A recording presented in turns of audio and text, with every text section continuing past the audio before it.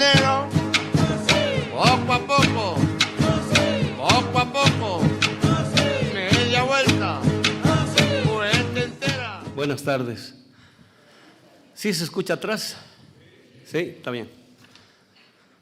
No sé si se dan cuenta, pero yo sigo trabajando, sigo preparando el tema, que es el tema que estamos trabajando. Y estos temas no se trabajan un mes, 2 meses, son años los que se trabajan. Y por el cariño, el amor, el respeto que le tengo a la Revolución Bolivariana, yo siempre trato de traer alimento fresco, o sea, pensamiento fresco, no cosas del pasado, no lo que se ha dicho o se está diciendo, sino hipótesis nuevas.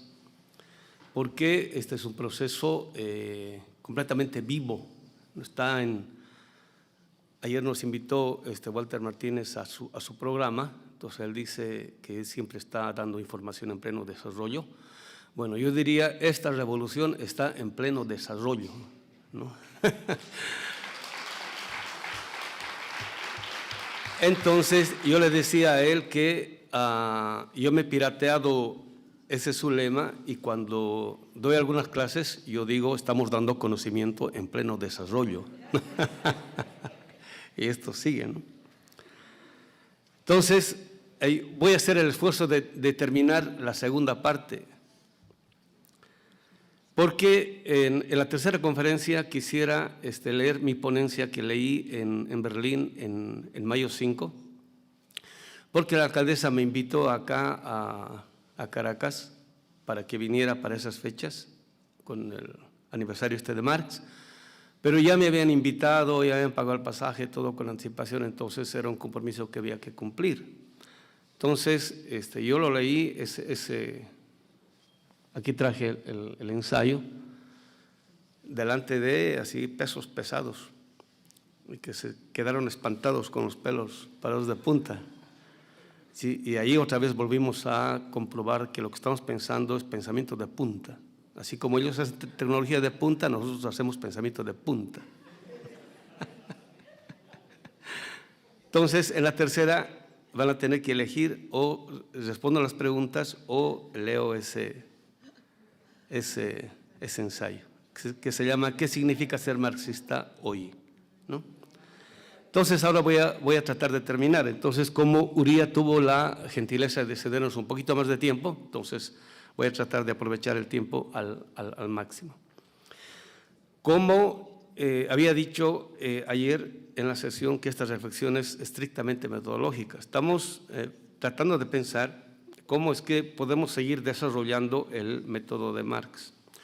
Ayer recordaba en la entrevista con Walter Martínez algo con lo cual yo quería empezar mi exposición el día de ayer, que es una cita que en una de las cartas que Marx está escribiendo a sus cuates de la Rheinische Zeitung entre 1843 y 1844.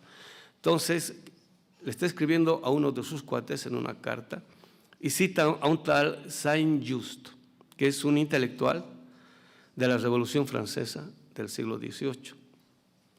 Entonces, después de la Revolución Francesa, que en principio, bueno, era popular, pero que se convierte en burguesa, hay un gran sector de entre los revolucionarios que en medio de la revolución, es una de las primeras revoluciones, no saben qué hacer. Cuando uno produce una revolución, no hay una teoría para la revolución. Entonces, hay una disyuntiva entre nos quedamos donde estamos, volvemos al pasado, continuamos, etcétera, etcétera, porque en parte los poderes de las oligarquías monárquicas de ese entonces todavía seguían más o menos vivitas y coleando, por decir. Entonces, Saint-Just, que es uno de los intelectuales, dice lo siguiente, y que nos viene bien a nosotros, ¿no? Entonces, es después de la experiencia ecuatoriana, argentina y después de eso brasilera. Ustedes ya saben qué es aquello que ha pasado y os sigue pasando. Entonces, quienes están todavía en proceso de transformación y de cambio son los procesos boliviano y venezolano. En una coyuntura similar dice Saint-Just, quien hace revoluciones a medias no hace sino cavar su propia tumba.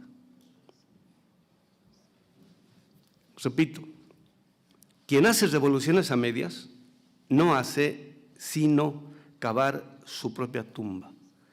¿Qué quiere decir esto? Que si es que este proceso es revolucionario, no tiene más que profundizar la revolución para llevarla adelante. Querer hacer las cosas a medias es cavar la propia tumba. Y si truena este proceso, truenan procesos similares a este mínimo por 50 años, mínimo.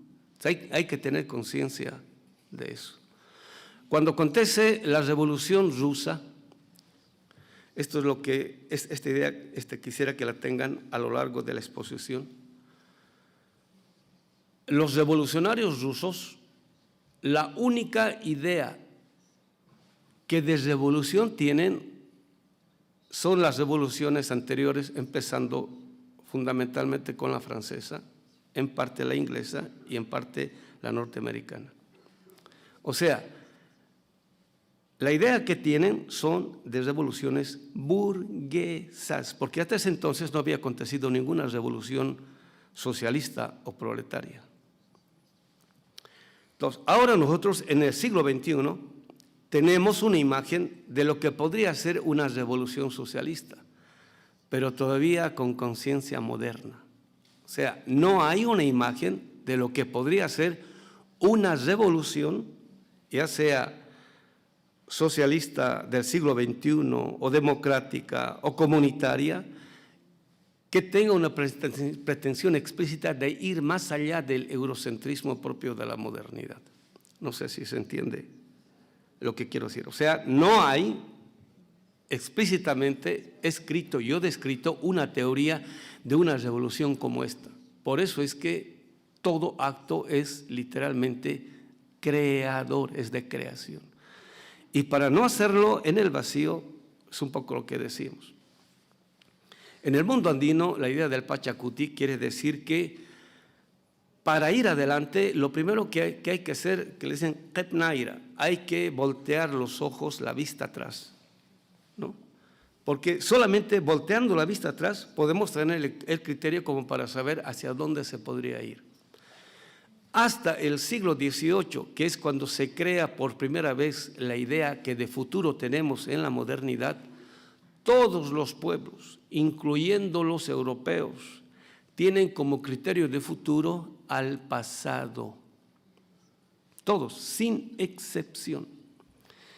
Y esto lo muestra muy bien Ernst Bloch en su Thomas Munzel, cuando él está describiendo la guerra de los campesinos, que no es solamente en Alemania, sino que es en toda Europa, desde los Balcanes, inclusive dice desde Turquía, desde los campesinos de Turquía hasta el norte de Inglaterra, en este caso Escocia y en parte de Irlanda. Todo el mundo tiene como criterio del futuro al pasado.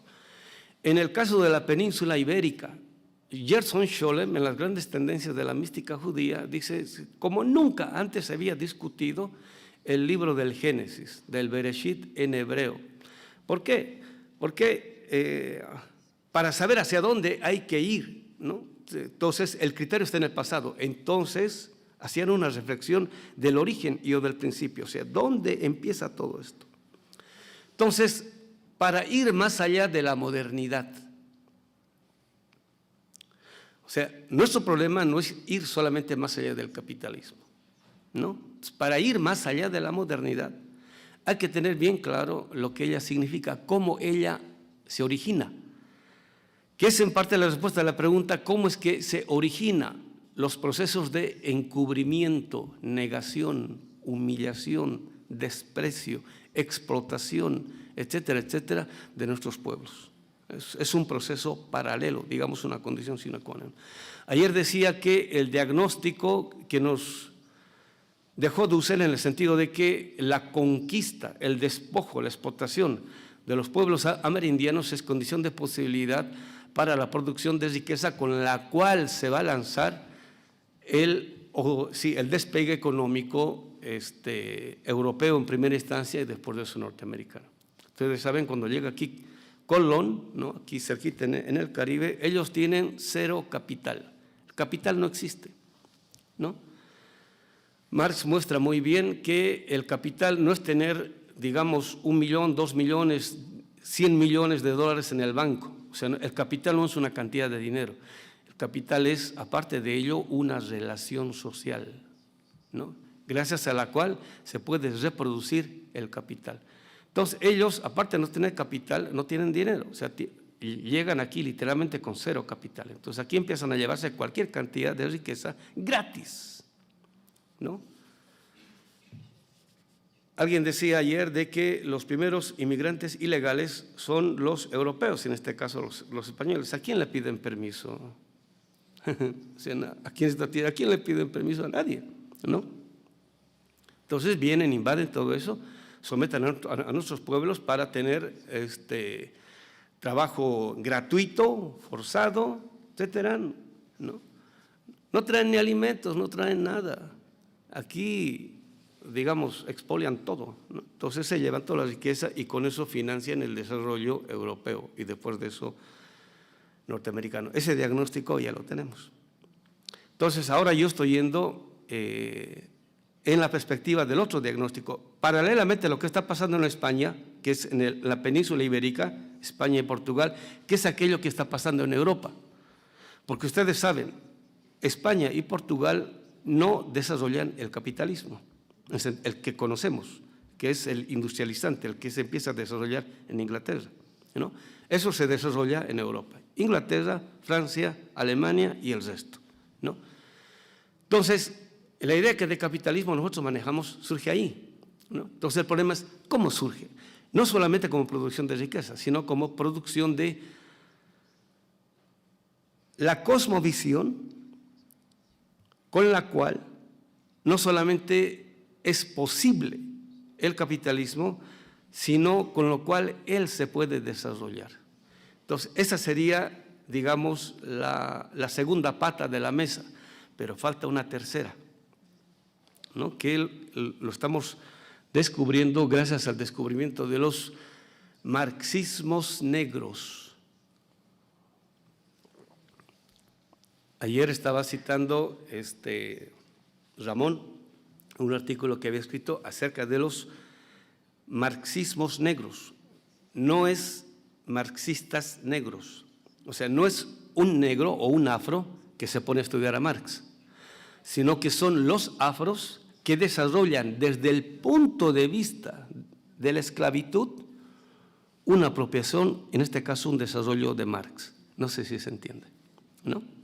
El 2006 estuve en Nueva York, ahí me había ido antes a Massachusetts a una exposición y al retorno me facilitan el encuentro con un profesor de origen africano que daba clases de Hegel en Columbia University.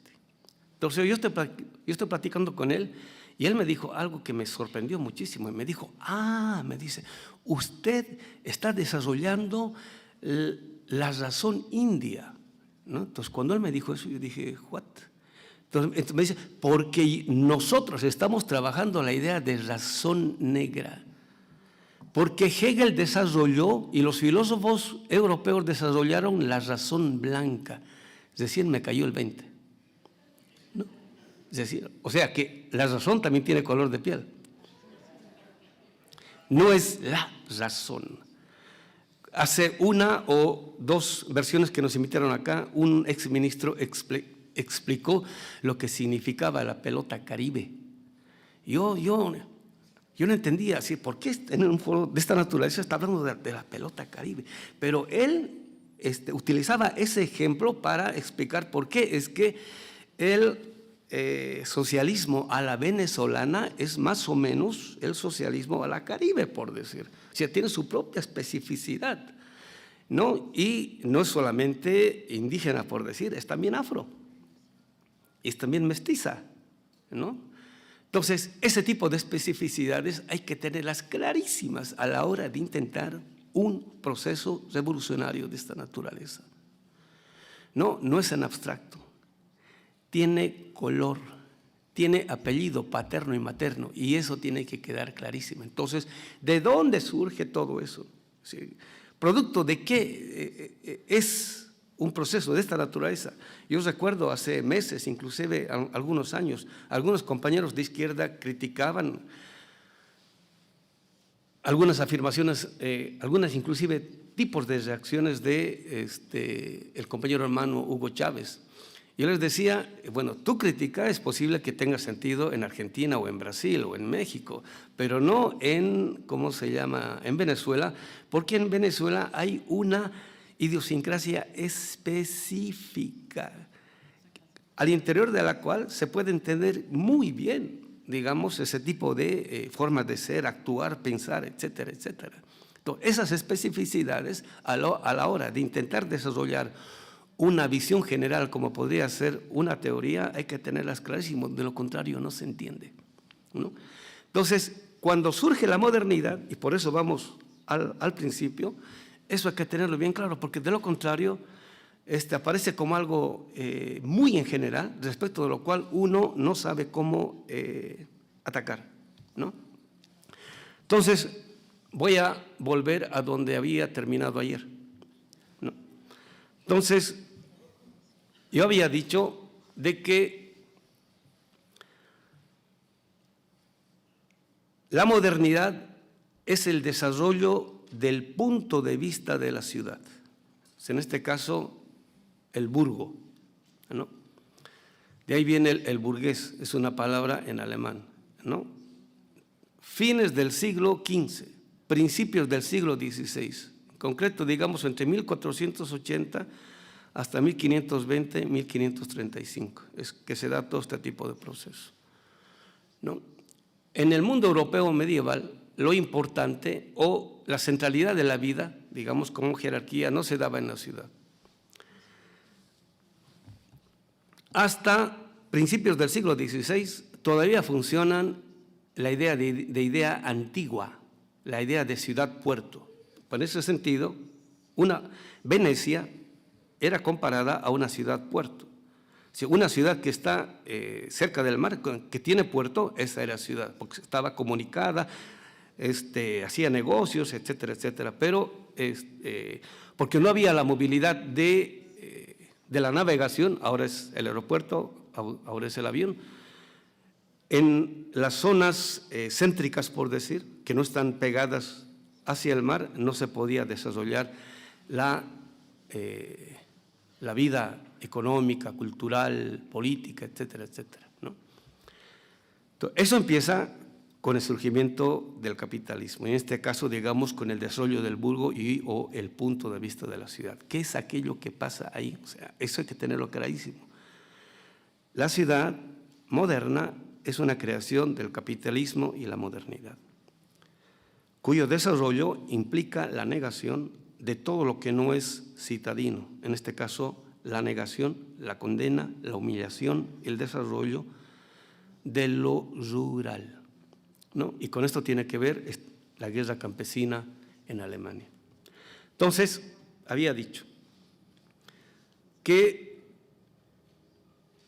los campesinos medievales, ¿no?, que sostenían a los monasterios en los cuales se producía el conocimiento a cambio de mantener o sostener materialmente, en este caso con alimentos, algunos monasterios les dicen, yo te doy de comer si nos enseñas, ¿no? Les enseñaban a leer y encima de eso les explicaban, les enseñaban, ¿no? No el tipo de evangelio que se enseña ahora, que es, digamos, post-luterano en el sentido de racionalizado quiere decir aquí vaciado de contenido, sino un tipo de evangelio profundamente místico. Ahora hay cualquier cantidad de evidencia para mostrar de que el fundador del cristianismo, en este caso Yehoshua ben Yosef, al que llaman el Cristo, era un cabalista. Por eso hacía las cosas que hacía, en el sentido de milagros, por decir, ¿no? Es un tipo de conocimiento muy, muy sofisticado que tenían, etcétera, etcétera. Bueno, entonces, estos campesinos se empiezan a instruir en este tipo de evangelio y en este tipo de evangelio empiezan a reinterpretar su visión y o cosmovisión del mundo y o del planeta, ¿no? Entonces, producen por este tipo de conocimiento el criterio con el cual podían entender su situación en concreto, en este caso de dominio, no solamente de las monarquías locales, digamos hoy oligarquías locales, las monarquías de ese entonces, que a su vez eran dominadas por el imperio de turno que estaba en Roma. Entonces, se dan cuenta de que el tipo de interpretación que desarrolla el imperio de turno, en este caso Roma, es para dominarlos. Entonces necesitan cambiar la interpretación, de hecho la cambian la interpretación y con él empiezan, con ese tipo de interpretación, con ese tipo de evangelio, empiezan a cuestionar la interpretación, ¿no?, la doctrina oficial sobre la cual se sostenía una política y una económica esgrimida por Roma. Entonces, cuando con este tipo de evangelio empiezan a recorrer, o sea, son predicadores, ¿no?, que van de pueblo en pueblo, levantan el espíritu, el ánimo de los campesinos, y los campesinos mismos le dicen: necesitamos que prediques aquí, nosotros te vamos a construir la capilla, nosotros te vamos a mantener. Necesitaban el conocimiento. Y se expande completamente. Entonces se da un proceso revolucionario tremendo que los ponen en crisis a todas las burguesías locales, a todas las monarquías locales, ¿no? Entonces, las monarquías se asustan. Y las monarquías, como las oligarquías locales, dependen del imperio, están sometidas. Entonces, buscan cómo frenar todo ese tipo de movimiento, porque les empiezan a decir literalmente, ¿no?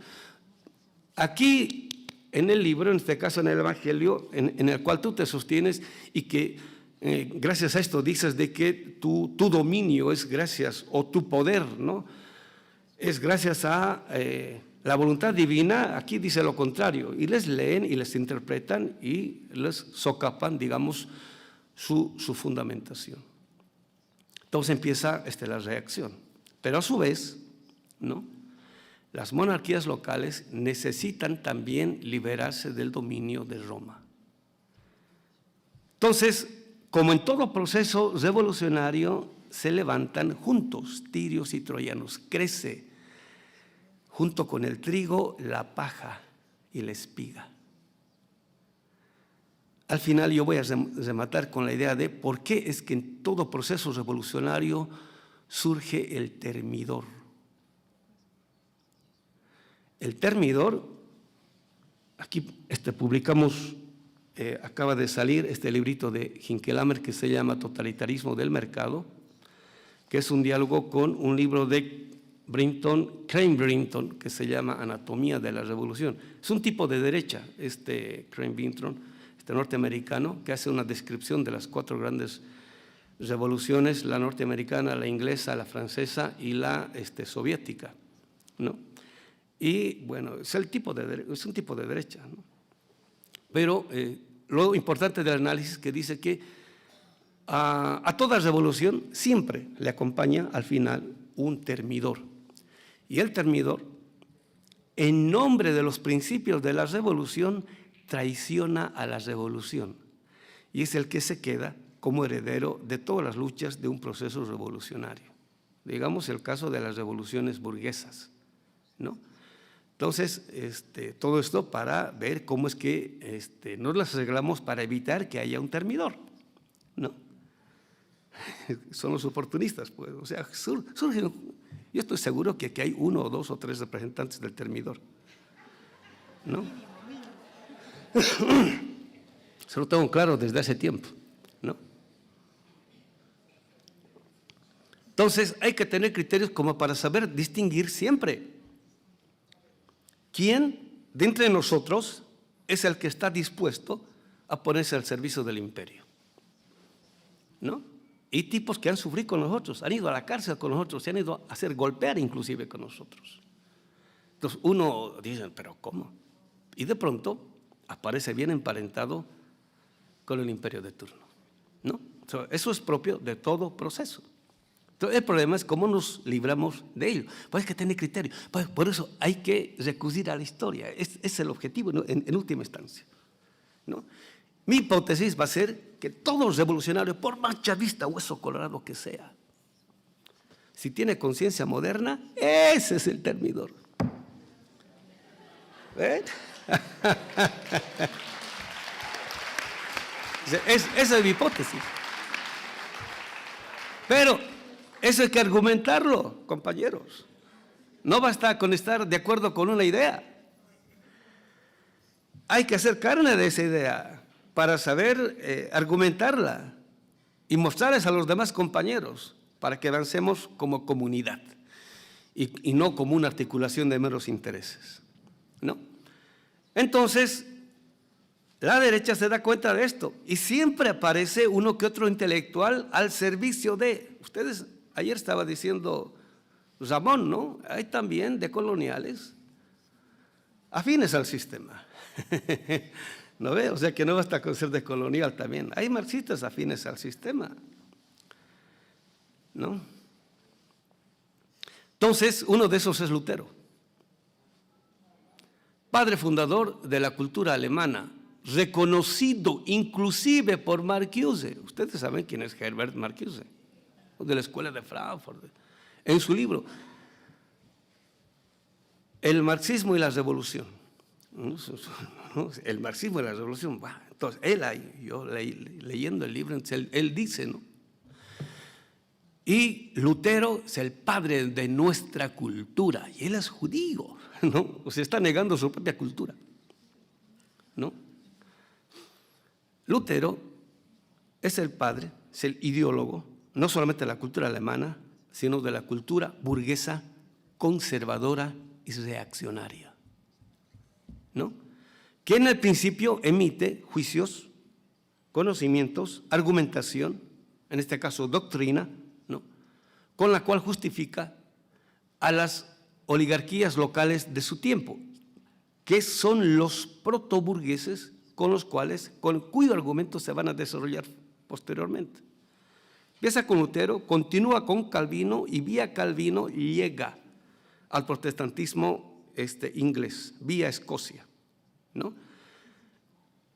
En Escocia, los presbiterianos, ¿no?, se convierten, gracias a una reflexión secular, en los padres fundadores de la economía política, como Adam Smith, ¿no?, que da clases en las universidades escocesas un poquito al norte de Inglaterra. Hay un río ahí, está la Universidad de Edimburgo, Essex, y no recuerdo qué, ¿no? Entonces, las ideas que va a producir Lutero y Calvino, ellos lo van a secularizar. Y una vez secularizada, se convierte en el fundamento del modelo liberal en ese entonces. Y vía desarrollo, en el fundamento del modelo neoliberal. Entonces, ¿qué dice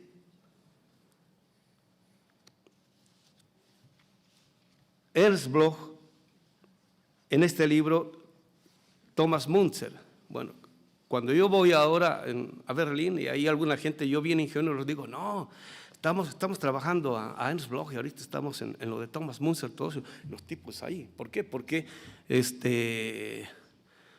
Müntzer hace quedar mal a Lutero.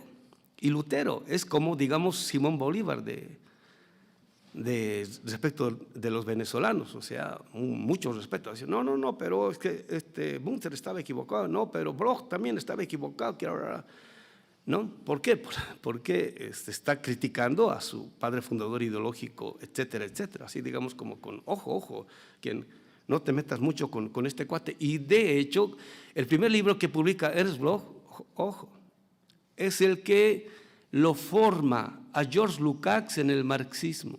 O sea, no es cualquier cuate. Ustedes saben quién es George Lukács, ¿no? George Lukács, hijo de judío, de familia judía. Su madre era de la nobleza húngara, una mujer muy culta, muy fina, etcétera. Y Lukács, como joven de su época, estaba preocupado solamente por problemas estéticos, en este caso literarios. Por eso sus primeros libros tienen que ver con la novela, sin política. Quien lo introduce en la política, quien lo introduce en el marxismo es Ernst Bloch, ¿no? Y después de eso, bueno, Lukács se afilia al partido, después de eso se voltea en contra de Ernst Bloch, pero Ernst Bloch es ahí, digamos, el mero, el duro.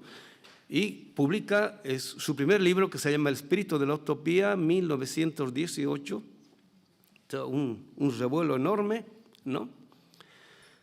Y después de ello publica Thomas Müntzer, y por Thomas Müntzer le dan duro y palo, ¿no?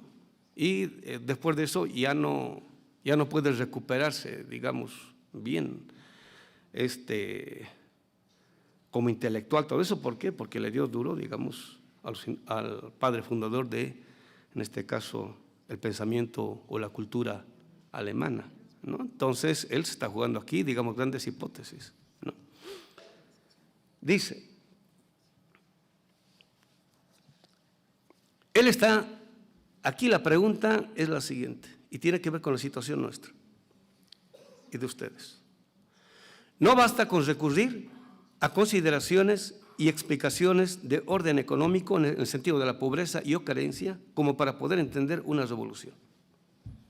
Esa es la hipótesis que está debajo y está polemizando con los marxistas rusos, pero también con Engels. O sea, no basta con la economía para poder entender el porqué o no de una revolución.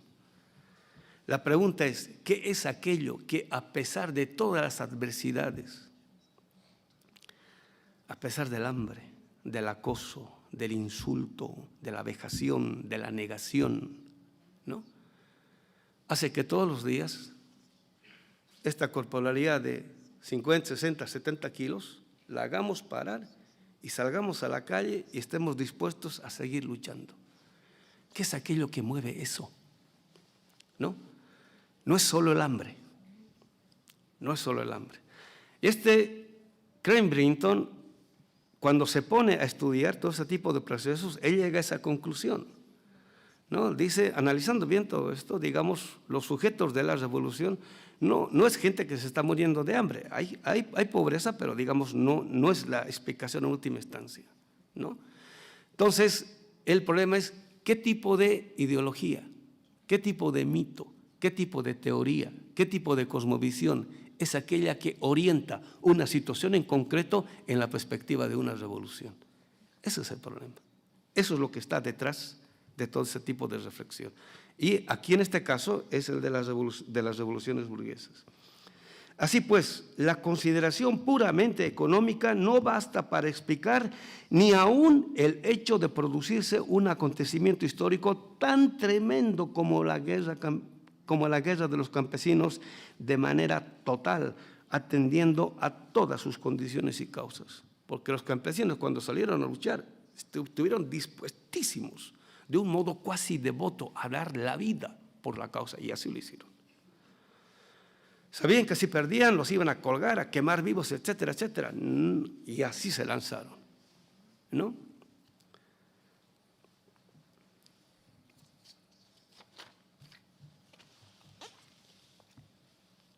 Aquí está. Entonces, ¿hay demandas? Hay demandas, ¿no? Pero el problema es con qué tipo de argumento, ideología o teoría, en este caso doctrina, hago una defensa o recurrencia de las demandas. Los campesinos exigían que se les devolviera aquello que ellos habían sistemáticamente estado produciendo. No solo se trataba de que la situación se enmendara para bien, sino de que todo volviera a ser como antes. Como antes, no es 10 años antes o 20 años antes, sino como era al principio, digamos, a los principios de esta era, cuando todavía existían hombres libres, plebeyos libres dentro de la comunidad. Esto hay que insistirlo una y otra vez. Antes del capitalismo no existe la sociedad, lo que existe es la comunidad. Y el capitalismo, para poder desarrollar al capitalismo y a la modernidad, necesita destruir toda forma comunitaria de vida. pero a su vez tiene que poner en el lugar de la comunidad algo, y eso le llamamos sociedad. Y cuando la tierra, a la manera de antes, era de todos y se explotaba en régimen comunal. Querían volver a esa situación, ¿no? Que se estaba empezando a perder en ese entonces. Esto es, querían producir una revolución para volver a ser como antes, como eran antes. Entonces, el contenido de esta afirmación es lo que está detrás de la idea de reforma. Olvídense por un momento del contenido de la palabra reforma de Rosa Luxemburgo en adelante. No estamos hablando de esa idea de reforma. Lo que estamos hablando es lo siguiente.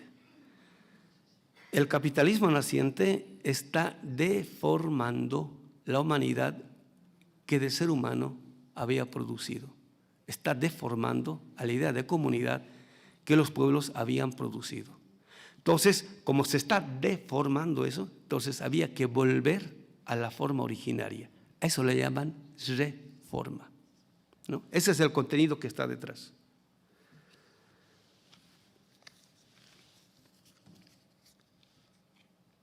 Esto implicaba, y por eso el conocimiento es fundamental en el lenguaje de ellos. Esto implicaba un enorme fortalecimiento de la interioridad del ser humano. Enorme fortalecimiento de la interioridad del ser humano es el contenido con el cual no solamente se va a sostener un proceso revolucionario, sino se lo va a llevar adelante. Si la capacidad de resistencia para saber soportar la adversidad en medio de la lucha. Al proceso negativo Marx le dice el socavamiento de la interioridad de la subjetividad, el vaciamiento de la subjetividad que hace el capitalismo con el obrero durante la producción.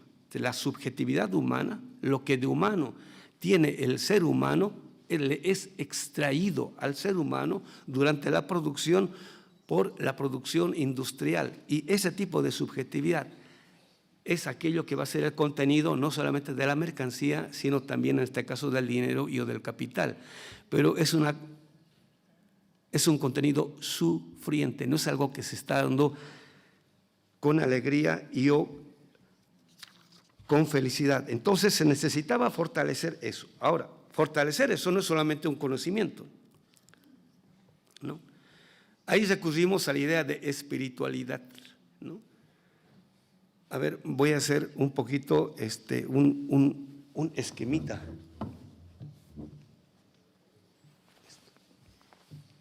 Entonces había dicho que esta es una reflexión de carácter metodológico, ¿no?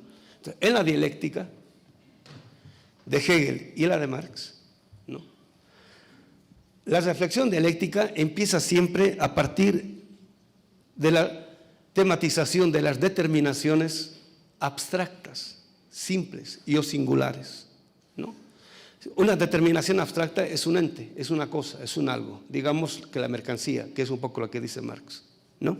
Siempre empezamos por ahí, dice, por reflexión nos elevamos de las determinaciones simples y abstractas de los entes a los ojos y a la vista, en este caso de la mercancía. Por reflexión nos elevamos a lo que está contenido en el aparecer de la mercancía. O sea, la mercancía, en tanto mercancía no podemos entenderla. ¿Qué es aquello que está contenido en el aparecer de las mercancías? Entonces dice Marx, las relaciones sociales, en este caso humanas, ¿no? Eso es lo que está contenido y eso es lo que explica en última instancia el sentido de lo que son las mercancías. En tanto mercancía yo no puedo entenderla, pero digamos empiezo por ahí, ¿no? Pronto me doy cuenta que la pregunta en Marx es siempre esto, ¿no? ¿Qué es aquello que está contenido en el aparecer de los seres humanos? ¿No? ¿Sí? Porque no es nomás la aparición física del cuerpo en tanto que cuerpo, el problema es la interioridad.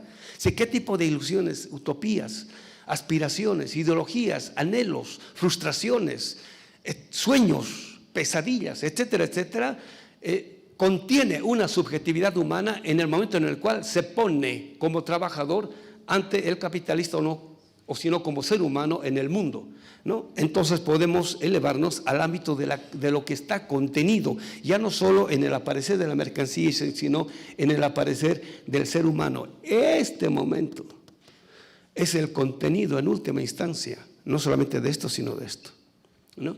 Entonces, por eso que decía ayer en el programita de Walter Martínez, cuando uno consume mercancía capitalista, en última instancia lo que está consumiendo no solamente es todo el mercado mundial, sino la modernidad que está contenida en la mercancía capitalista, ¿no? Entonces, este es el problema en última instancia. Entonces, a la pregunta, ¿no? Es un poco lo que decía el día de ayer. ¿Cuál es el contenido de lo material? Es esto, ¿no? Hegel le dice lo espiritual. Ahora, esto puede ser un fetiche o de dominación. En el ámbito de la ciencia de la lógica, de esto trata la doctrina del ser, de esto trata la doctrina de la esencia y de esto trata la doctrina del concepto, ¿no? Si en una situación dada va a haber o no revolución, en última instancia, donde se juega la gran lucha y pelea es en este ámbito. Y este ámbito es el que normalmente no se discute, que es aquello que tiene que ver con la doctrina del concepto. En el caso de Hegel tiene que ver con la teología protestante, luterana, germana, europea, burguesa, moderna, occidental, a la cual Marx le dice, ese es un fetiche, o sea, es un Dios falso. Entonces necesitamos cambiar el contenido de esto para que se pueda entender esto, o si no, otro tipo de determinación de otro modo. Ese es el problema, ¿no? Cuando yo parto de una situación dada y no tematizo esto, por más que quiera cambiar esto, voy a recaer en esto. Esa es la idea. Entonces, el problema de la dialéctica no es la contradicción que se da al interior de los entes, sino el tipo de contradicción o no que aparece entre el modelo ideal y la determinación simple. En este caso, digamos, las revoluciones en concreto, en el modo como ellas aparecen o no. Entonces, por más que le ponga títulos y subtítulos a este tipo de revolución, si en última instancia no tematizo esto, vamos a recaer en lo mismo, en una revolución, si no burguesa, moderna. ¿Qué quiere decir esto? Vamos a luchar para que el termidor al final se haga cargo de estas instituciones, se aproveche, etcétera, etcétera, y devengamos en otra forma de dominio. ¿Sí se entiende, compañeros? Bueno, lo que el marxismo del siglo XX no ha discutido es esto. ¿Por qué he confundido esto con la teología? ¿No? Pero lo que estamos discutiendo es esto, ¿no? Para ver nuestros problemas de otro modo, de tal modo que les podamos dar otro tipo de sentido. Por eso necesitamos otra cosmovisión, otro modelo ideal, ¿no? Entonces, ¿de dónde surge el reino de este mundo? ¿No? Ese es el problema. ¿Y por qué tiene este tipo de sentido? Entonces, Marx por eso parte en el Capital. Al principio le dice el comunismo a esto. En 1840, 41, 42, 43. Al final el Capital le dice el reino de la libertad, ¿no? Es un modelo ideal, ¿no? Un criterio de orientación, cuyo contenido va no solamente a hacernos ver a la realidad de otro modo, sino que va a encaminarnos en otro sentido, ¿no? O sea, eso es lo que estamos discutiendo. O sea, el problema es de método, ¿no? Entonces, yo presupongo que hemos hecho este tipo de ascenso. Estamos acá, ahora el problema es descender, ¿no? Porque dice Marx, ¿no? De lo que se trata es de ascender. De lo abstracto, esto es lo concreto. Lo abstracto es sin relación a la realidad. la totalidad concreta, porque hay totalidades abstractas. Dice, siempre empezamos de una totalidad abstracta, dice Marx, ¿no? La totalidad abstracta en los Grundrisse es la tematización relativa a la población. Dice, de ahí descendemos. Y al final, dice Marx, la economía política de su tiempo arriba al tema de el dinero.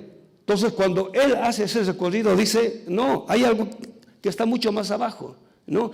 Que es la mercancía, porque el dinero es también una mercancía. Entonces, empieza otro tipo de ascenso, que es la redacción al segundo tomo de El Capital. Y ahí descubre otro tipo de totalidad concreta. En primera instancia, el mercado mundial. Pero en El Capital ya está más allá de eso. Por eso está hablando en términos de el reino de la libertad. Entonces, no hace un solo ascenso y o descenso, hace varios ascensos y descensos, ¿no? Los grandes místicos dicen lo siguiente: hacer el ascenso de lo abstracto a lo concreto, o sea, digamos a este reino en el cual se lo entiende todo, no diré que es fácil, dice, ¿no? Es difícil, pero lo normal es que cuando la gente hace el ascenso, ya no quieren descender. En política, quiere decir, ya no quieren retornar al pueblo, ya no quieren retornar a las bases, porque es bonito llegar aquí, ¿no? Es un esfuerzo todo eso, pero ya nadie quiere ensuciarse con el pueblo, ¿no? Entonces, difícilmente descienden. Marx no solamente hace un ascenso y descenso, sino que vuelve a hacer, ¿no? En el seguimiento que estoy haciendo, hace mínimamente 3 ascensos y descensos. Y en la medida en que asciende y desciende, va descubriendo nuevos temas, ¿no? Y la cosa se va complejizando muchísimo más todavía. Y como estamos cerca de siglo y medio o un poquito más después de Marx, urge hacer otro tipo de ascenso y otro tipo de descenso. ¿Sí se entiende, compañeros? ¿No? Están entendiendo la dialéctica más allá del siglo XX. Perdón. Sigo. ¿Qué implica entonces ello? Ello implica, ya son los temas duros un poquito que decía ayer, una vez que Marx ha llegado a la conclusión, ayer leía las citas, de que es el ser humano quien produce los modelos ideales, digamos, los grandes metadatos, las grandes creencias, ¿no? Las grandes religiones, el ser humano crea eso, ¿no? Hegel decía de que eso es lo que crea al ser humano, ¿no? Entonces, Marx dice, no, dice, es al revés. Incluso tiene una, ¿cómo se llama? Una afirmación irónica, ¿no? Entonces dice, ahora resulta que los hijos son quienes paren a las madres, ¿no? Y por eso existen las madres. No, dice, son las madres quienes paren a los hijos, ¿no? Pero, sin embargo, así como el ser humano produce los grandes metarrelatos, las grandes creencias también producen subjetividad humana, ¿no? Entonces, hay una relacionalidad, hay una forma de determinación, Marx dice, ¿no? Digamos como especificidad del pensamiento dialéctico. Toda determinación no solamente determina, sino que también es determinada o ha sido determinada. Toda determinación no solamente determina, sino que ha sido determinada o está siendo determinada. Entonces, así como producimos, eso también nos produce y os reproduce. El ser humano, en este caso la burguesía, ha producido la modernidad y ella reproduce una forma de ser y de estar en el mundo. Eso es lo que quiere decir. Entonces, pero el problema aquí, digamos, la raíz está en lo que sea el ser humano. Entonces, ¿se acuerdan? La raíz del problema, vamos a ir a la raíz del problema, es el ser humano. Lo primero que detecta Thomas Munzer es que depende en última instancia de la idea que de ser humano se tiene o no. Y aquí viene una de las bombitas, ¿no? Voy a ver cómo lo planteo bien. Porque, decía ayer, Lutero, por interpretación bíblica, dice de que el ser humano no puede hacer nada bueno en esta tierra porque él, por constitución, es pecador, o sea, malo. En la economía política, la secularización de eso quiere decir el ser humano es egoísta por naturaleza, no es solidario. Inclusive cuando hace actos solidarios lo es por egoísmo, ¿no? Entonces, un ser egoísta no puede producir relaciones comunitarias, pero sí puede producir relaciones sociales. Y Marx lo muestra muy bien cuando dice, ¿no?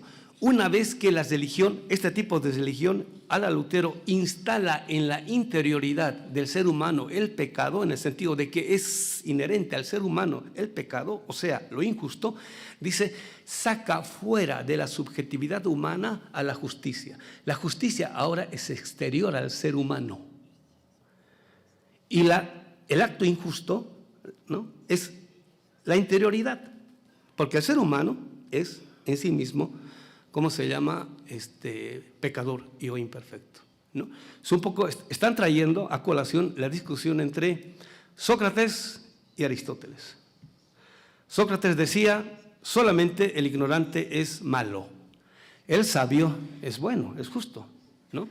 Porque si el ignorante supiera las consecuencias de sus actos, entonces no cometería actos malos. Viene Aristóteles y dice, nah, el malo también tiene conocimiento, ¿no? Y eso llevado hasta sus últimas consecuencias en el caso de que a Lutero, ¿no? Dice, el bueno no es bueno porque no haga actos malos, sino porque no tuvo la oportunidad de pecar, ¿no? En unas discusiones ahí entre los evangélicos, ¿no?, hablando del adulterio, ¿no? Los que no han adulterado no porque no quisieron adulterar, sino porque no tuvieron la oportunidad, ¿no? Porque si hubiesen tenido la oportunidad, bueno. Entonces, si el ser humano es malo por naturaleza, en este caso pecador, no va a ser en esta tierra nada bueno, ¿no? No va a ser nada. Entonces, esa idea secularizada es Popper. Quien quiere el cielo en la tierra, lo único que va a hacer es traer el infierno. Y cuando dice eso, lo está diciendo contra el socialismo. Y en el imperio, ese pensamiento está vivito y coleando, ¿no? Lo utilizan contra procesos como el venezolano. Lo único que van a traer es el infierno. ¿Por qué? Porque el ser humano, por naturaleza, es malo. Entonces, ahí hay una antropología, Entonces viene Thomas Müntzer. Y cita de Thomas Müntzer. Dice, y así ha de suceder a todos nosotros en el advenimiento de la fe que, de hombres carnales y terrenales que somos, nos convirtamos en dioses por gracia de la encarnación de Cristo, ¿no? Aquí el problema es el contenido de la palabra Dios, ¿no? En el siglo XX, el contenido de la palabra Dios es el déspota, ¿no?, que puede hacer lo que quiera, cuando le da la gana y cómo le da la gana. En la modernidad, a la Hegel, el Dios es el omnisciente, el que lo conoce todo, el que lo sabe todo. Esos son atributos, ¿no? De hecho, cuando surge el protestantismo hay una disputa, por eso aparecen cualquier cantidad de denominaciones, ¿no? ¿Qué es Dios en última instancia?, ¿no? Entonces acá el contenido que está detrás es la idea de que Dios es Dios porque es el misericordioso, es el piadoso, es el solidario, es el fraterno, es el hermano, es el que tiene en sí mismo la pretensión ética de justicia, ¿no? Entonces, la imagen de eso era el Cristo, ¿no? Entonces, si uno cree en Cristo y en lo que Él hizo en vida, nunca ensalza a la muerte, ¿no? Lo matan porque Él quiso enseñar eso en un imperio como el romano, ¿no?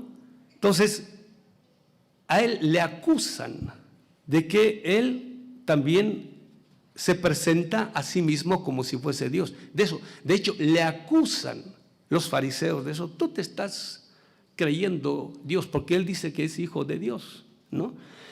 En la cultura hebrea, hijo de Dios no quiere decir quien ha sido parido por alguien, ¿no? Sino quien aspira a ser como el Padre. En este caso, la enseñanza, la educación aquí es lo fundamental, porque puede haber sido parido y no comportarse o no ser como el Padre. Quien quiere ser como el Padre, ese es hijo. Entonces, tiene que ver con la educación. Entonces, el Mesías aspira a ser como el Padre, aspira a comportarse como dice el Padre, en este caso, digamos, la Biblia, y por eso puede ser considerado como hijo de Dios. Entonces les dice, es más, dice, en el libro que ustedes leen, en los Salmos, dice, y llegará el día en el cual ustedes serán concebidos como dioses. En el siguiente sentido, dice que, ¿no? Por si acaso, este servidor no es teólogo ni estudió teología, pero me he puesto a estudiar el tema, ¿no? Para entender todo esto. Dice que el ser humano es criatura divina porque tiene la posibilidad y la capacidad de hacer en esta tierra lo que Dios ha hecho, que en este caso es crear. El ser humano puede crear y crea de dos modos, ¿no? Con la palabra crea sentido, horizonte de sentido, es por acá, es por allá, esto está bien, esto está mal, que es un poco lo que se da con la educación, con la formación. Pero también puede crear materialmente, decían los medievales, con las partes nobles. Y pueden crear seres humanos cuando con las partes nobles se producen actos de amor, un poco haciendo referencia a lo que decía Uría. Ahora está en desprestigio y en descrédito la palabra hacer el amor. Antes eso era literal. Ha degenerado, ¿no? Y le dicen sexo, ¿no?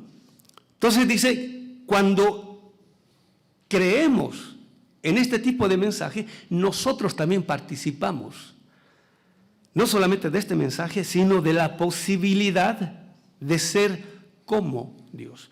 Si somos como dioses, entonces podemos crear también en este mundo, en esta tierra, eso que como mandamiento exige, producir relaciones en las cuales todos seamos como hermanos, vivamos fraternalmente, el respeto del uno por el otro, etcétera, etcétera.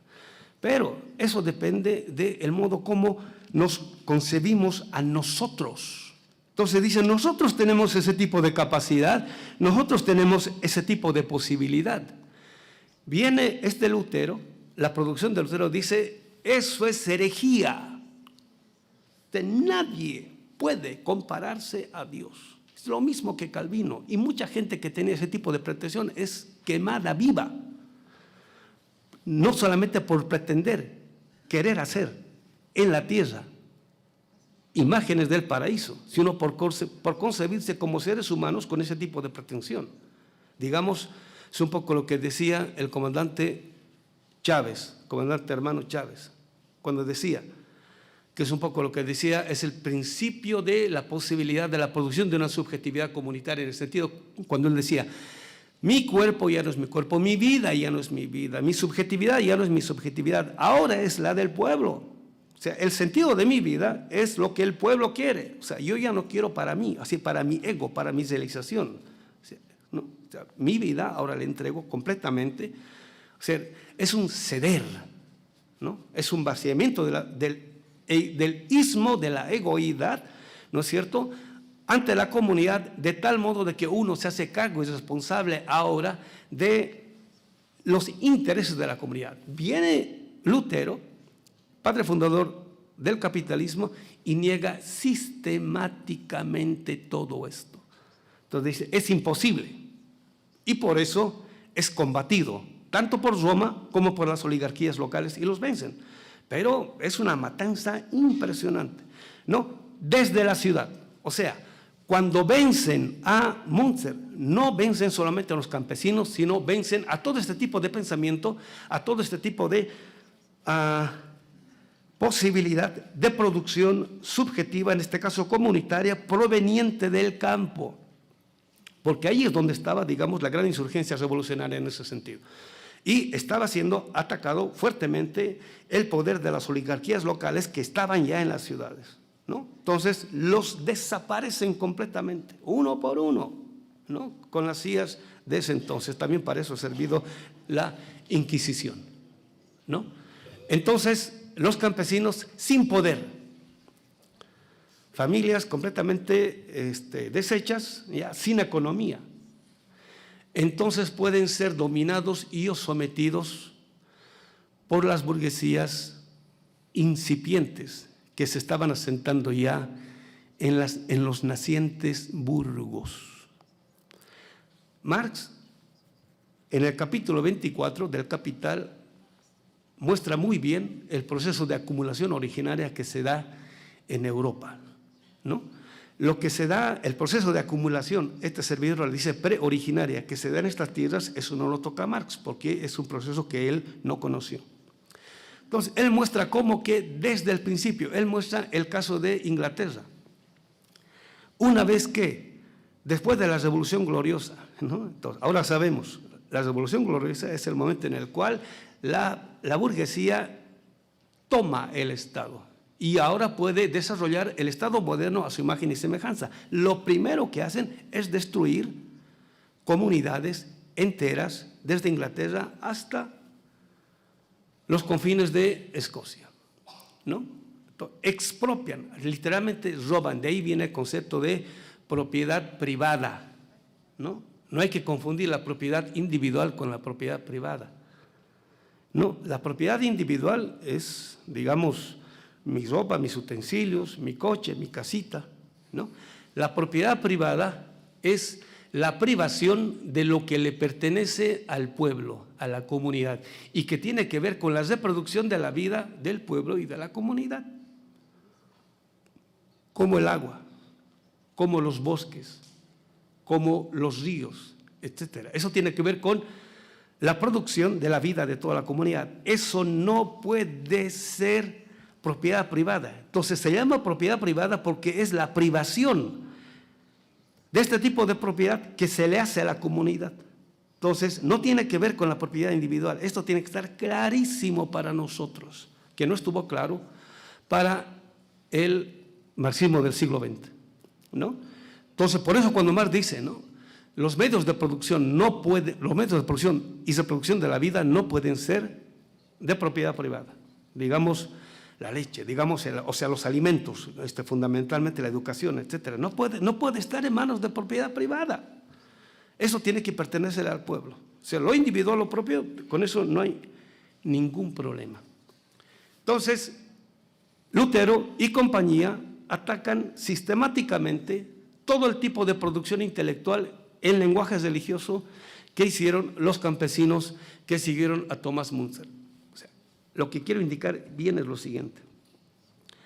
No es una nota más aquí el que quienes siguen a Thomas Müntzer son campesinos.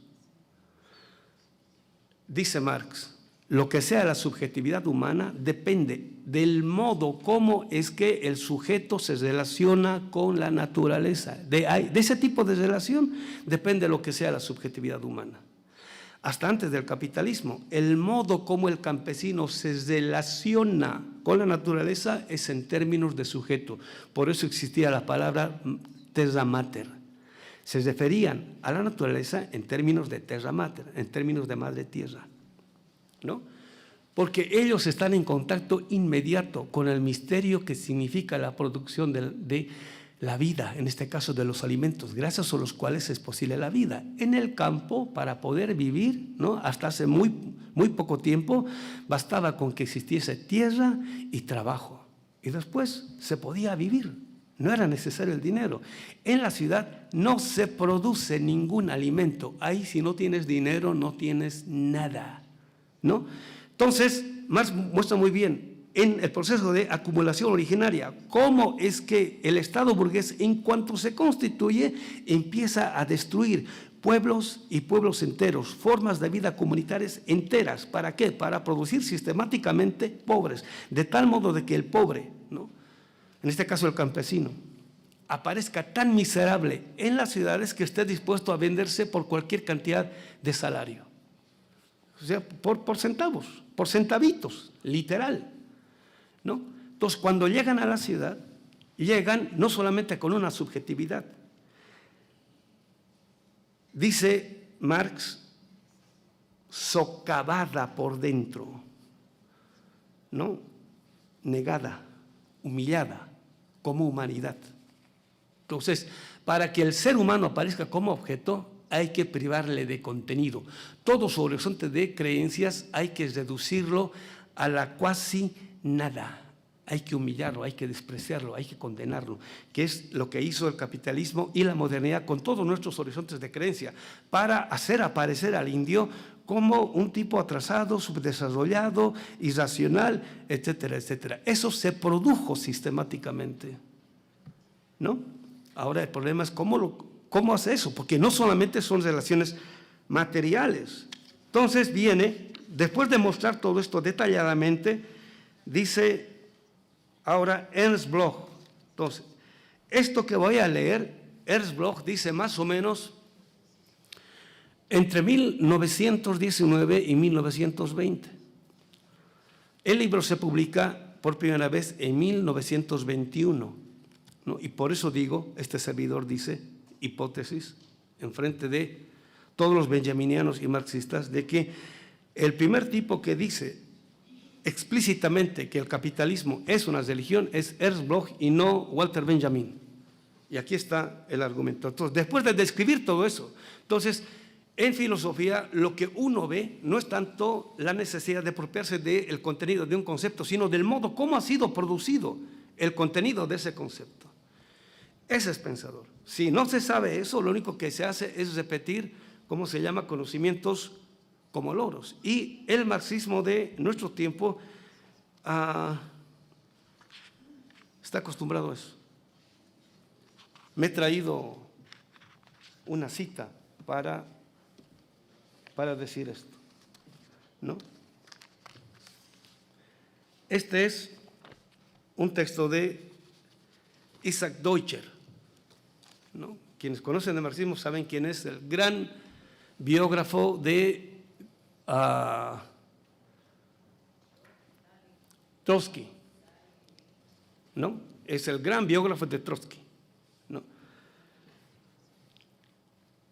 Entonces, él cuenta en este articulito que fue publicado hace 50 años con el motivo del 100 aniversario de la publicación del primer tomo del Capital, ¿no? Un articulito que se llama Descubriendo al Capital, ¿no? Y que lo escribe en enero de 1967 y en diciembre él falleció. Entonces, él dice lo siguiente, que fíjense. Él se mete al Partido Comunista más o menos cuando tenía 17, 18 años. Entonces dice, yo ingreso al partido y estaba impresionado del modo como es que se discutía política, economía, marxista, etcétera, etcétera. Dice, yo como era joven, a mí lo que me interesaba era más problemas de literatura. Y decía, no, el Capital es interesante, pero bueno, después lo voy a leer. Pero dice, al final, todo lo que yo leía conducía en última instancia al análisis del Capital. Entonces, al final tuve que leer. Pero dice, lo que me impresionó a mí, así, lo que me motivó mucho para leer el Capital fue lo siguiente. Entonces, dice, en el partido, bueno, todo el mundo sabía de que él es polaco. Está hablando de Varsovia. Dice, todo el mundo encontraba de que el Capital era un libro completamente durísimo. Entonces, dice, ahí había un cuate que era Ignacy Daczynski. Dice que era algo así como el gran intelectual del partido, que del partido era representante en la asamblea y era un gran orador. Dice, tenía una labia que era capaz de voltear grandes decisiones que se estaban tomando o no en reuniones del Congreso, del partido, del Parlamento, etcétera, etcétera, ¿no? Y representa al Partido Comunista Polaco, o sea, gran intelectual. Entonces, él dice con relativo orgullo, ¿no? Decía, yo no he leído El Capital. Y decía, pero Karkowski sí lo leyó. y escribió un manual, un comentario al Capital, el cual tampoco he leído, ¿no? Y dice Kelly Krauss, otro teórico del partido, sí leyó el manualito de Kautsky, dice, ¿no? Y él también hizo otro manualito, el cual tampoco he leído, ¿no? Dice, pero Clever Jew, el judío inteligente Hermann Daimon, nuestro experto en finanzas, sí leyó el manualito de Keller Krauss y él me lo contó todo. Esa era su relación con el Capital de Marx, ¿no? En Polonia. Digamos, el 80% de nuestros marxistas han leído el Capital así, y por eso en parte nos ha ido en feria. Y eso yo lo he comprobado, ni Althusser. Tengo así, bueno, Dussel es de los primeros en darse cuenta de eso, después de escribir sus 3 libros sobre el comentario a las 4 redacciones del Capital. Bueno, se va a los clásicos, en este caso Lukács, Althusser, Kosik, Habermas. Habermas no conocía a Marx, eran puros lecturas de lecturas, ¿no? Y cuando lee, ¿cómo se llama? Althusser, y esto es el 90, ¿no? Dice, este cuate no ha leído Marx, y en las memorias sale eso, él estaba así. Althusser, cuando se publicó su primer librito para leer el Capital, estaba así porque decía, me van a dar duro, ¿y por qué? Pues porque no he leído el Capital. Y había leído un libro para leer el Capital. Entonces dice, de pronto empiezan a salir cualquier tipo de comentarios y recensiones y todo el mundo decía, qué bueno que está tu libro, qué bueno que es este libro. Tampoco habían leído el Capital. Y estamos plagados así, ¿no? Entonces, con este tipo de... Por eso traigo esto. Dice Ernst Bloch, 1920. La conciencia religiosa se vio privada de la tensión entre el estado de pecado y el estado original, en virtud de una reforma, ¿no? Ahora está hablando de la reforma protestante, ¿no? La reforma protestante acá quiere decir lo que dice Hegel. Hegel dice, para producir una revolución en la tierra, hay que reformar el discurso del cielo. El discurso del cielo es el modelo ideal, ¿no? Entonces, eso le llama reforma. En virtud de una reforma que, en definitiva, supuso no ya una tergiversación, o sea, no es una mala interpretación lo que hizo Lutero y el protestantismo europeo afín al capitalismo. O sea, no es una mala comprensión, sino el total desprendimiento del cristianismo. O sea, es una distorsión explícita, a sabiendas, con intención. Eso es lo que está diciendo. E incluso llegó a establecer los elementos de una religión nueva.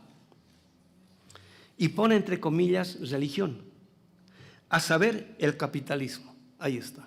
Está en la página 151 del libro de Thomas Müntzer, para quienes dudan de la afirmación de este servidor.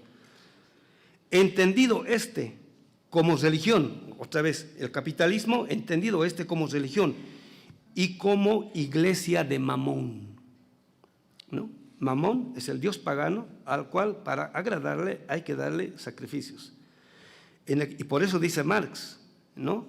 El modelo ideal del capitalismo es un fetiche porque para su cumplimiento exige el sacrificio del ser humano y de la naturaleza. Hay que darle ese tipo de sacrificios. Por eso lo que produce es acumulación sistemática de miseria y pobreza, no solamente económica, sino existencial. Necesita degradar nuestra humanidad, vaciarnos de contenido, vaciarnos de, a eso le llamamos espiritualidad, ¿no? Entonces, vaciando de contenido y de espiritual a este sector de la población que está en contacto directo con la producción de los alimentos gracias a los cuales es posible cualquier forma de vida, lo que se vacía en última instancia es la subjetividad humana. Cuando vienen los españoles acá, lo que hacen es vaciar de contenido de la subjetividad humana de todas nuestras poblaciones, para que ellos aparezcan como miserables, de tal modo que la única forma de que ellos lleguen a ser es modernizándose, o sea, siendo como el blanco, siendo como el europeo. Entonces, empiezan a tener como imagen de lo que debiera ser un ser humano el tipo de humanidad que ha producido Europa y en este caso Estados Unidos. De tal modo de que no solamente aprendemos la lengua, no solamente aprendemos a hablar como ellos, aspiramos a vestirnos como ellos, a teñirnos el cabello como ellos, a fumar el cigarrillo como ellos, y así sucesivamente. Ese es el criterio de humanidad. Y cuando de la pobreza salimos de ella hacia, digamos, un consumo de clase media, lo primero que hacemos es realizar con nuestra subjetividad, con nuestra propia voluntad, lo que estaba contenido ya en nuestra subjetividad, que es el consumo moderno. Vamos desesperados a los mercados, bueno, a los grandes mercados, a comprar eso que el capitalismo y la modernidad va produciendo para seguir reproduciéndose. Entonces, eso lo hacemos de modo religioso. De lunes a viernes estamos sacrificándonos para producir dinero, de tal modo que religiosamente ya no vamos solamente el domingo, vamos sábado y domingo, ¿no? A dar, ya no el diezmo, porque antes era el diezmo, ¿no? O sea, ahora son el 20-30% de todo, ¡pum!, ahí al capital para que se siga reproduciendo, ¿no? Entonces, otra vez, dice, ¿no? La conciencia religiosa se vio privada de la tensión entre el estado de pecado y el estado original. O sea, es la producción de un tipo de subjetividad humana gracias a la cual yo a priori, si yo tengo como idea de ser humano la idea que el capitalismo ha producido, ni siquiera voy a intentar hacer algo con pretensión ética de justicia. No lo voy a intentar. ¿Por qué? Porque está ya metido. Pues dice Bloch, Lutero metió al pecado dentro de la subjetividad humana, ¿no? Entonces, de que me corrompa es cuestión de minutos o metros, ¿no? Supuso no ya una tergiversación, sino un total desprendimiento del cristianismo, inclusive llegó a establecer los elementos de una religión nueva, a saber, el capitalismo, entendido como religión y como iglesia de Mamón. Es la religión nueva. O sea, el capitalismo es la secularización de la religión protestante, moderna, burguesa, europeo, norteamericana, occidental, que ha llegado a nuestros pueblos y que ahora le está sirviendo, le está prestando grandes servicios a gente como Bolsonaro, ¿no?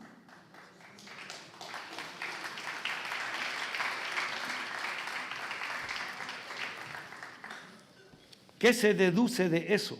160. Entonces, Lutero, el protestantismo moderno, y ahora su secularización, y es lo que se enseña.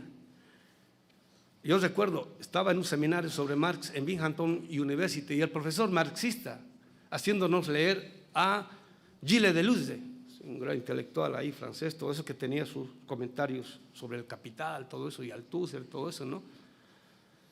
Entonces, Gilles Deleuze decía, ¿no? Cuando un varón le dice a una mujer, yo te amo, eso es mentiroso. Porque no está diciendo que le amo, le está diciendo, quiero hacer el sexo contigo. Porque el amor no existe. ¿Sí se entiende? Entonces, como no existe, ¿para qué lo voy a intentar? ¿Sí se entiende? Del ser se debe el deber ser. Son las consecuencias. No existe una mujer buena, no existe un hombre bueno. Entonces, ¿para qué intento una relación buena, perdurable? ¿No? Solamente se intenta aquello que está contenido en la subjetividad. y el capitalismo, la modernidad, han vaciado de contenido la subjetividad humana, de tal modo de que no solamente relaciones íntimas o privadas las intentamos en el buen sentido de la palabra, ¿no? Y ahora tampoco una revolución. No creemos en que somos capaces de producir una revolución, ni siquiera en nuestro país, peor pues a nivel mundial. Nos hemos ontificado de tal modo que creemos que lo que hacemos tiene que ver solamente con nuestra vida y nada más que nuestra vida. O sea, con la total y absoluta incapacidad de tener la posibilidad de influir no solamente en la producción y reproducción de mi subjetividad, sino en la producción de otro tipo de objetividad tendiente a cambiar completamente las relaciones de dominación que ha producido el capitalismo. O sea, cuando vacía el capitalismo a la subjetividad humana, lo que hace es vaciarle de este tipo de contenido que tenían y tienen en parte nuestros pueblos hasta el día de hoy. Ellos tienen otra concepción de lo que sea el ser humano completamente distinta a lo que concibe el capitalismo y la modernidad. Por eso el capitalismo es antihumano. Entonces, ¿qué tenemos que hacer? Recuperar otro tipo de subjetividad, pero para recuperar otro tipo de subjetividad, llenarnos de otro tipo de contenido con el cual seamos capaces de producir una revolución transmoderna y postoccidental, fíjense, ¿no? Dicho así, en palabras cortitas, si los venezolanos y los bolivianos proponen hacer solo una revolución a la venezolana, es una revolución a medias.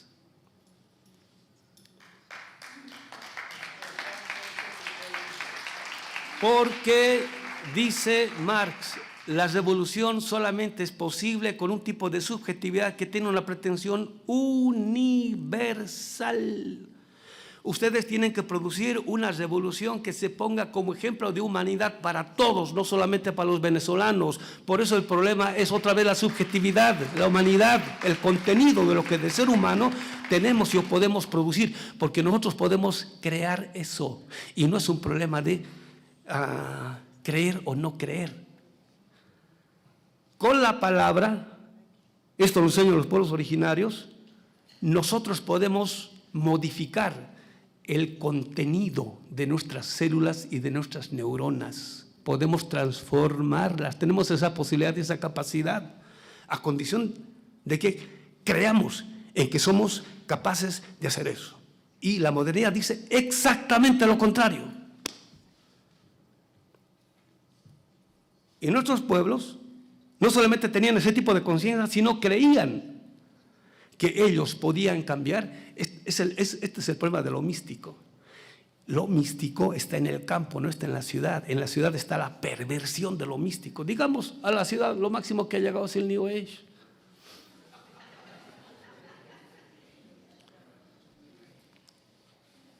Porque en el campo todavía mantienen este tipo de relaciones intersubjetivas conectadas con el misterio que es la producción y reproducción de la vida. Y eso es sagrado. Sagrado no en el sentido de que haya de ser adorado, sino respetado, venerado, ¿no? Cuando decimos que la naturaleza es madre, es Pachamama, lo que estamos queriendo decir que es algo sagrado, así como la madrecita de uno. Y cuando en el mundo andino amazónico se dice de que la hoja de coca, que es la mediadora entre el ser humano y la Pachamama, que es sagrada, cuando se dice que ella es sagrada y nosotros consumimos eso, lo que decimos o que estamos diciendo es que consumiendo lo que es sagrado nos convertimos también en sagrados. Eso se puede producir. Por eso es que cuando consumimos mercancía capitalista nos desacralizamos.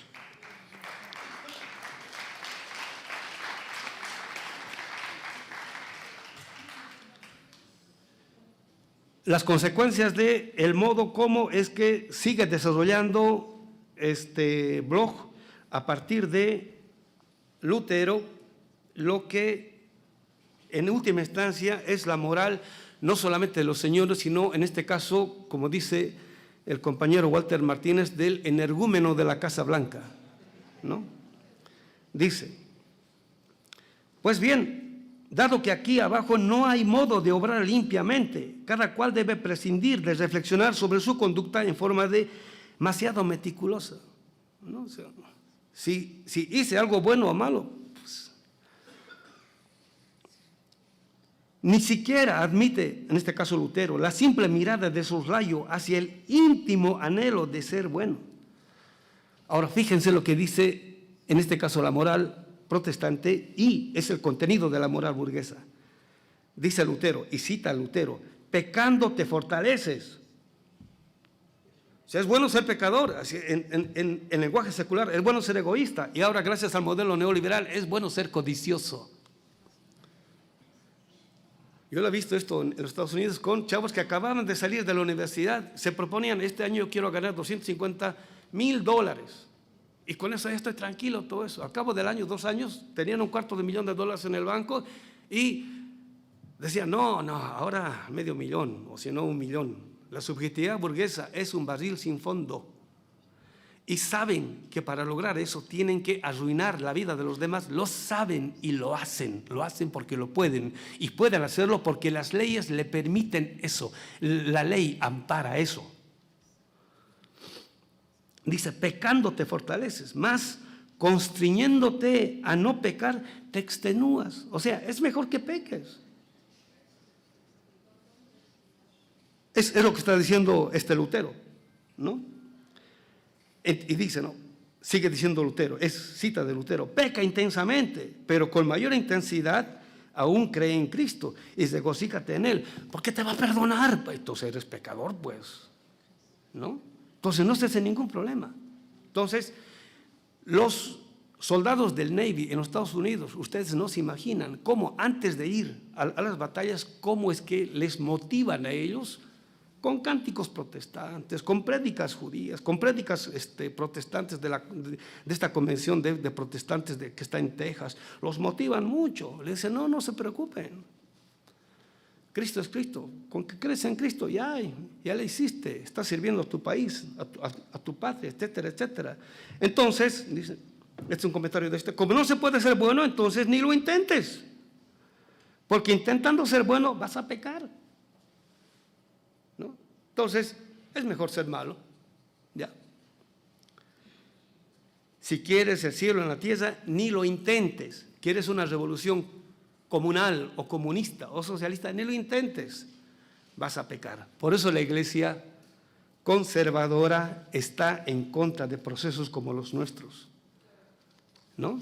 Entonces, detrás de todo hay un gran relato.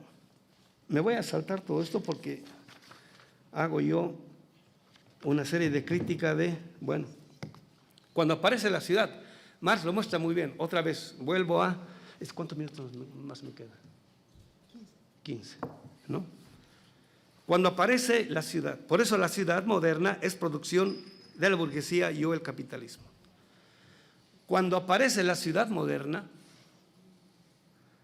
dice Marx, lo que aparece como desarrollo de la subjetividad de la ciudad es, dice explícitamente, especialmente los Grundrisse, el punto de vista del observador. El punto de vista del observador es lo que en teoría se dice la filosofía como interpretación, ¿no? O la ciencia como contemplación, ¿no? Y lo que se da en el campo es el punto de vista del sujeto, o sea, de la praxis. Y en la ciudad, ese sujeto de la praxis es el obrero, ¿no? El obrero es el que está sufriendo y o padeciendo el tipo de producción que está desarrollando, en este caso, la producción burguesa. Entonces dice, la intelectualidad, y esto ya aparece con Marx, ¿no? Por eso la famosa tesis es esto, y quienes lo desarrollan de mejor modo, por un lado Benjamin y por otro lado Bloch. El pensamiento crítico también asume posteriormente el punto de vista del observador. No asume el punto de vista de la praxis, o sea, del sujeto, o sea, en este caso, del obrero y o del campesino, ¿no? Entonces, contra el punto de vista del observador, que está en contra del punto de vista del sujeto, que en este caso es el de la praxis, ¿no? tiene que ver la oposición entre teoría y política, ¿no? Y esto para entender un poquito, porque es que durante el siglo XX, gran parte de la izquierda, gran parte del marxismo del siglo XX hizo teoría solamente porque se puso desde la perspectiva del observador y no así desde la perspectiva del sujeto. Por eso es que hay un librito que se llama el Club Abyss, o el Hotel Abyss, perdón, ¿no? Es alguien que desarrolla críticas que Lukács le hacía a los de la Escuela de Frankfurt.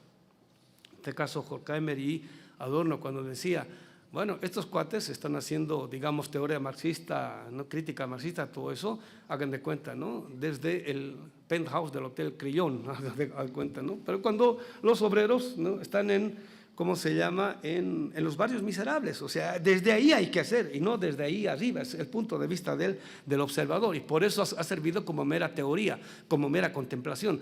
Poco, muy poco ligado con lo que sea la praxis. Por eso también en parte se dio no solamente el fenómeno de la colonialidad, sino este tipo de teorización que tenía poco o ningún contacto con lo que sea la realidad. Ponerse desde el punto de vista de la praxis es descender del ámbito de lo concreto al ámbito de lo abstracto. Es sin el pueblo, sin las bases, es imposible desarrollar lo que sea un pensamiento crítico. A eso aquí le dice, esa es una fe sin ningún tipo de esfuerzo moral, porque está argumentando cómo es que solamente pueden creer en un proyecto de esta naturaleza que tiende a cambiar radicalmente las relaciones aquellos que han padecido lo que significa el hambre, la miseria, el desprecio, la persecución, etcétera, etcétera, y aún así han creído que es posible construir algo nuevo. En cambio, quienes están detrás del escritorio, ¿no?, digamos en el penthouse, esos tipos no han padecido nada y que el que les hace la crítica dice, y esos quieren enseñarnos lo que es la revolución, ¿no? En este caso, digamos, lo que produce este primer mundo. Un comentario de este servidor: solo puede ser utópico y místico, en el sentido de volver a dotar de contenido a un proceso de esta naturaleza, quien ha padecido la negación de lo que de humanidad tiene un ser humano, que es el pobre, el obrero, el campesino, ¿no? Ese sí podría ser o no revolucionario.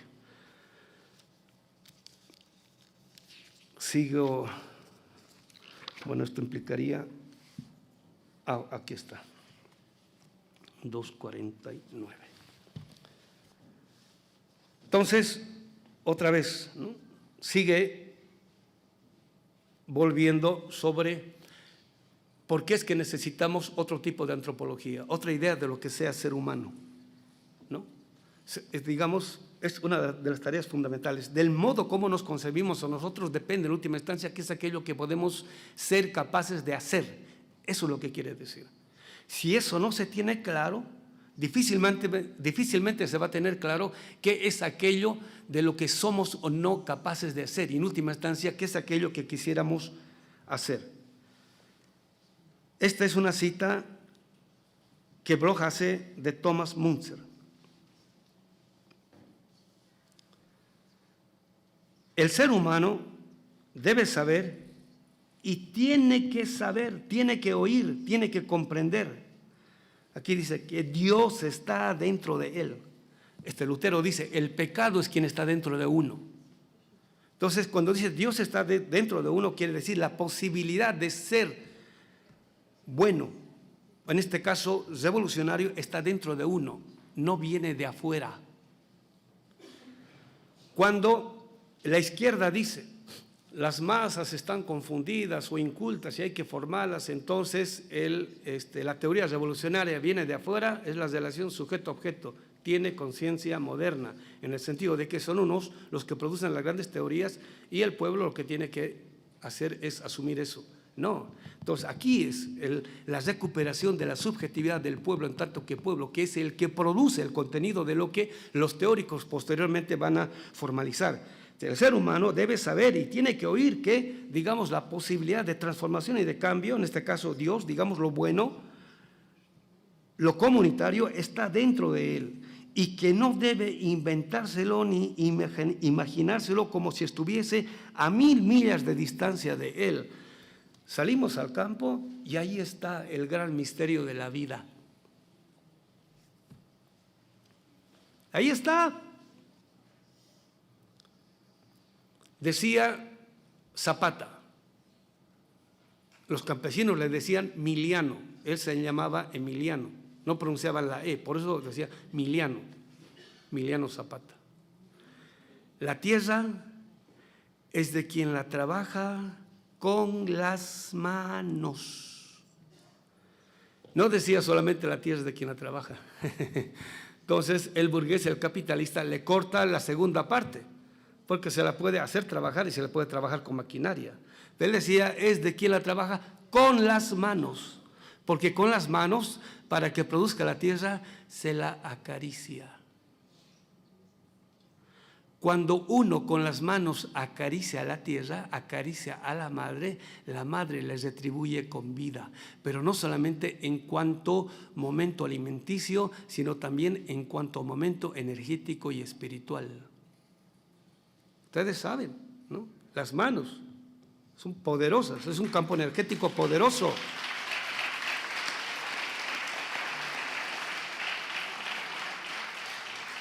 Que eso se actualiza y se desarrolla cuando yo entablo una relación física, o sea, material, con la materialidad de la tierra cuando la concibo como madre. La madre con los hijos no se comporta del mismo modo cuando la maltratamos a la madre que cuando la tratamos como a madrecita. Entonces, lo que nos da a cambio, ay Dios mío, otra vez tengo que correr. Sí, está bien. Sino pensando en que el cielo y la tierra están absolutamente penetrados de Dios y que el Padre engendra incesantemente al Hijo en nuestro interior. Aquí sería la tierra, la Pachamama, incesantemente nos está engendrando a nosotros como si fuésemos sus hijos y somos tan descarados que la tratamos como objeto.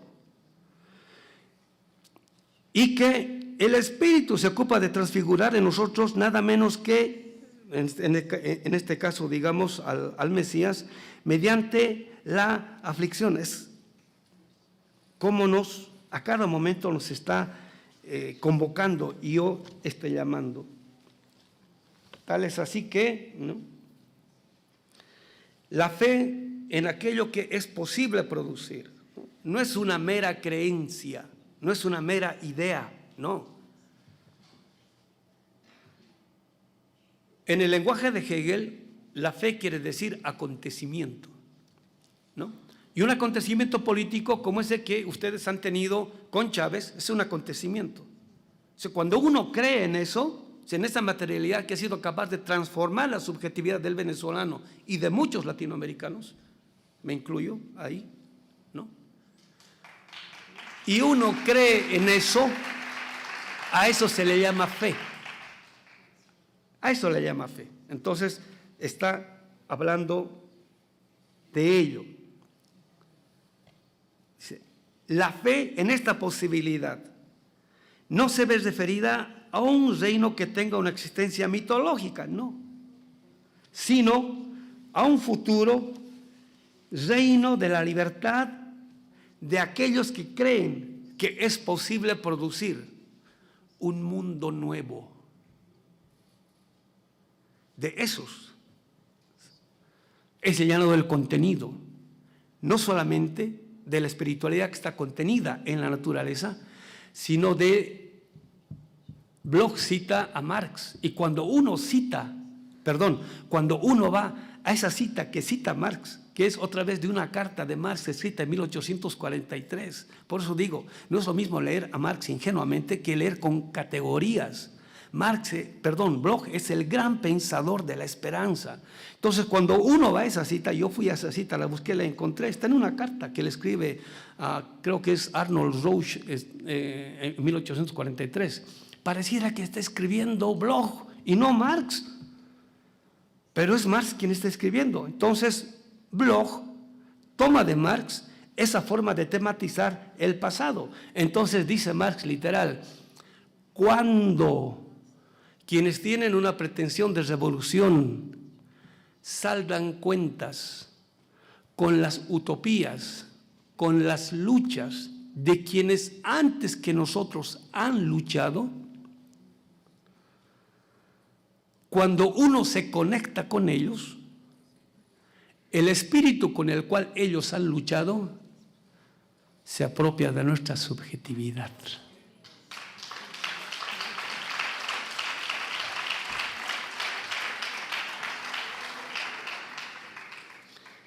Y dice, esto es lo que unía a Thomas Müntzer con los místicos medievales. Y esto es lo que nos puede unir a nosotros, ¿no es cierto?, con nuestros ancestros. Y ahora, para terminar, termino con la idea de lo que significa comunidad. Ya lo dije una vez, pero lo voy a volver a decir. La comunidad no es solamente la reunión fraternal de seres humanos. La comunidad es una relacionalidad de respeto y de equilibrio entre tres tipos de parientes. Los parientes humanos, los parientes de la naturaleza y los parientes de los ancestros. Y cuando ayer yo le decía a Walter Martínez, vamos a suponer que en Uruguay no ha existido ni existe ningún indio, ¿por qué les llaman charrúas? Entonces cuando le dije eso, inmediatamente, y lo decimos con orgullo, ¿no? Porque ellos creen en ese tipo de subjetividad, de espiritualidad, y por eso un pueblo chico tiene tanta fuerza. Bueno, lástima que solamente se expone en el ámbito de lo que sea el fútbol. Qué hermoso sería que ese tipo de subjetividad lo expusieran en el ámbito de una revolución, que es aquello que ustedes pueden hacer cuando se conectan con el tipo de luchas que están contenidas en el espíritu de los ancestros que han liberado a este pueblo y que ahora podemos hacer una liberación mundial.